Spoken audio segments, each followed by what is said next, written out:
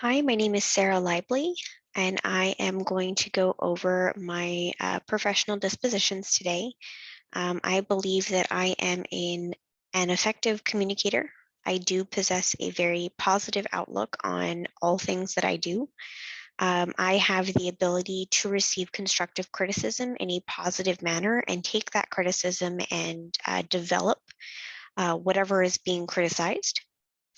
I do possess integrity as well as self-awareness. Um, I try to display professionalism in all things that I do, and I possess a dedication to knowledge and education, and I would really like to share that with my future students.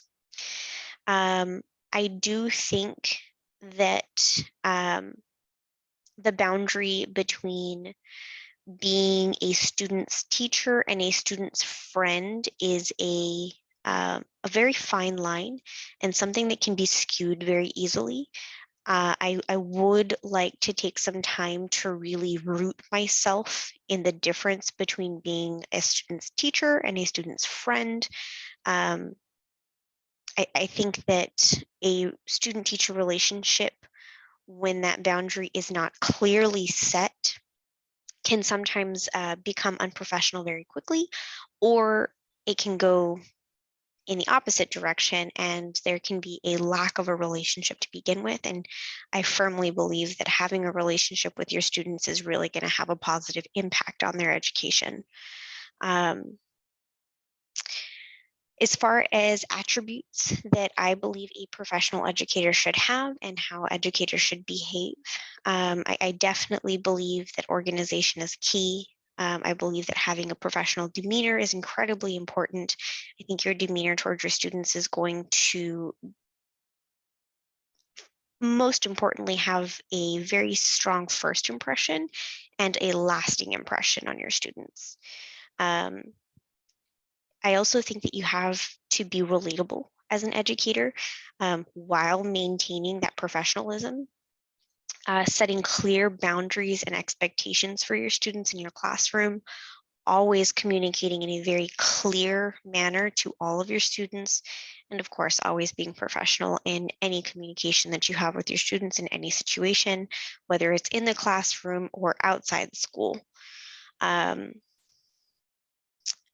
as far as standards that I believe should guide an educator's thinking and actions, um, again, I believe that the impression that we leave on our students is impactful. And I think that that impact is not something that is just an overall impact over an entire school year, but it's an impact that you have on your students on a daily basis.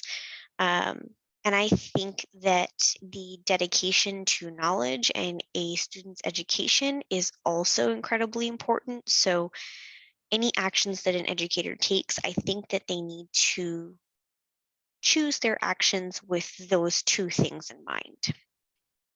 Um, I do believe that as far as dispositions that a teacher might have that might positively or negatively influence the psychological or moral development of students.